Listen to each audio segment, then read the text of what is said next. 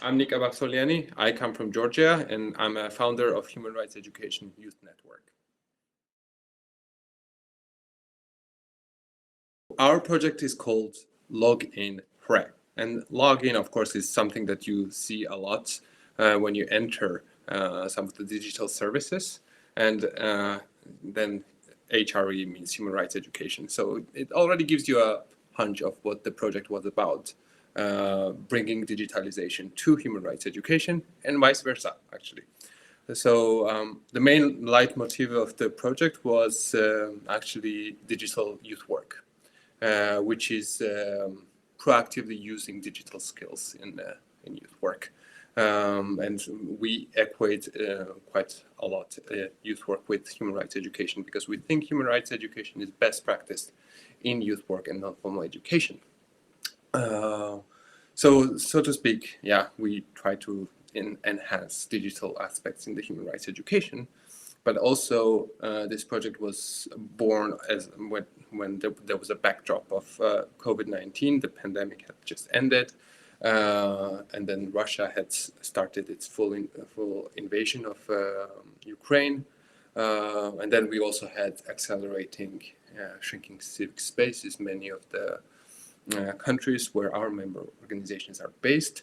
So we thought digital tools are sometimes quite helpful to overcome some of the challenges that the member organizations have been facing. So in the end, we ended up with this 7-day training course, and where individuals basically, individuals who visited the training course were ones who practice human rights education in some sort of sense.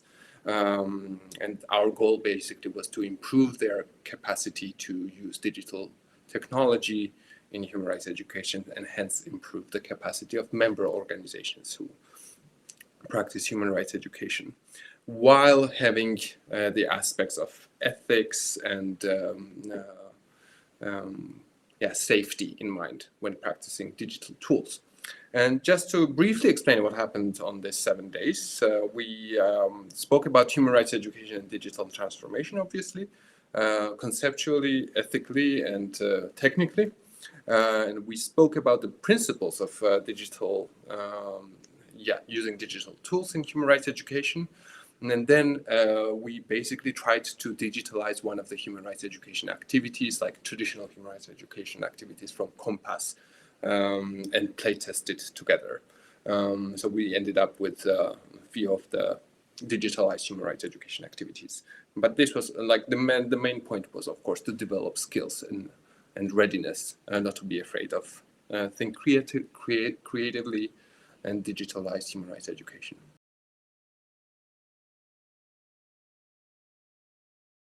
To be honest, when we speak about digital transformation, we often speak about its utility, that its ability to cut costs, for example, or provide more environmentally friendly solutions.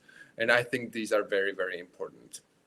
But then you also soon to learn that systems that human rights education and human rights strive to overcome are replicated in digital space as well, which would be surveillance, bias, hate speech, digital divide, accessibility to digital services and so on.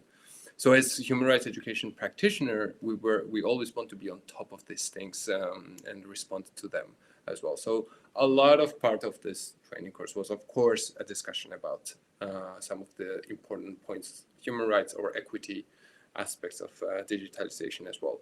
But I think the main solution of digitalization would be this, like increasing the utility, decreasing the cost, increasing effectiveness of your youth work practice.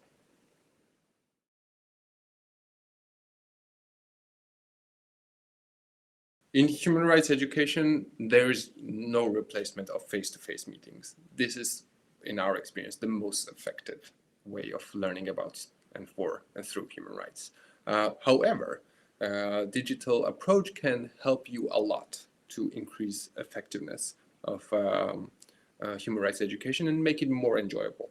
For example, instead of giving theoretical inputs on site, you could take it online. That way you increase your time with exchanges, reflections, group discussions, exercises. So you avoid all the lectures and you take it online. So that's a very good way of increasing the efficiency of human rights education.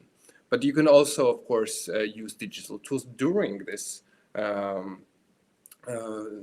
rights education practice and make it more effective. A lot of tools basically can help you to make your activities more enjoyable and, of course, decrease the costs that would be with like creating some of the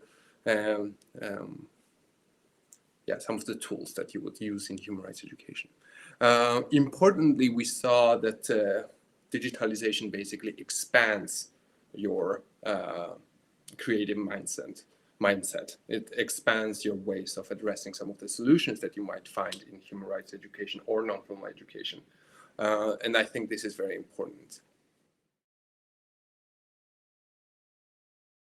Through this practice, through meeting for 7 days and finding that we can solve a lot of issues and problems with digital tools, that made us realize that we should not end it after the 7th day, and we should somehow continue to improve or use more digital tools in human rights education.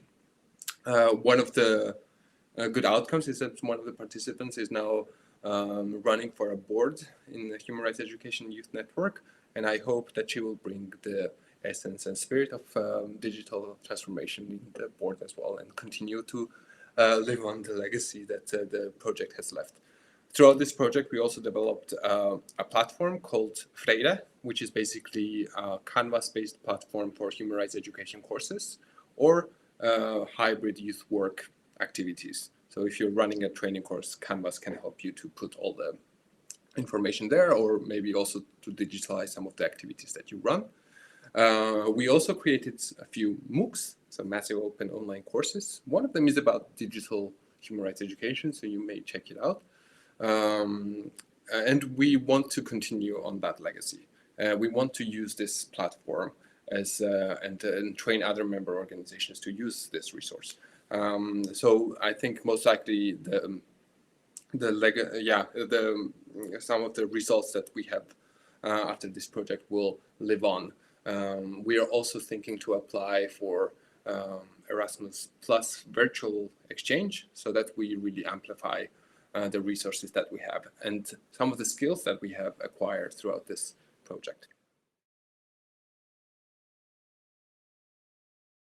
So first of all, I will start with human rights education part, and that would be navigating digital civic space, and which means using digital tools ethically and consciously. Second, it would be digital security and protection. A lot of human rights education organizations are unfortunately a threat from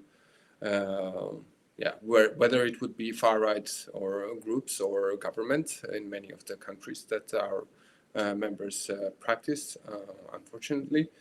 So it is important that you protect your participants if you're a youth worker and if you're using digital tools, because that might be a way for them to find to have some threats to their safety or their practice. Then, of course, the practical use of digital tools and digital content creation. So that would be another competence that participants have developed. And also, I think in the end, I would say readiness to use them. That one should not really be afraid to try out, experiment. And I don't know if feeling comfortable would be a competence, but I think it is an important part that you feel comfortable using digital tools in your human rights education or youth work practice.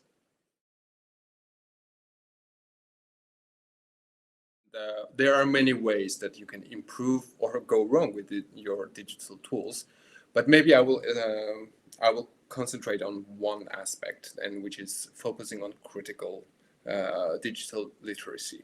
That throughout your practice, you should make users, participants, or your teammates aware, and yourself, of course, aware and understand how these digital tools ended up in your hands, how platform capitalism or tech giants work, cloud systems work, how what is the surveillance tech, what could be the algorithmic bias, especially with AI. And then, what could be the role, or could you be introduced to the bias or misinformation using the digital tools? How can you protect your participants better when you use your digital services? So I think these are very important things that should be taken into account and should be in your equation if you're running a digital, if you're basically introducing digital transformation if you're in your practice, or vice versa, introducing your practice to digital transformation.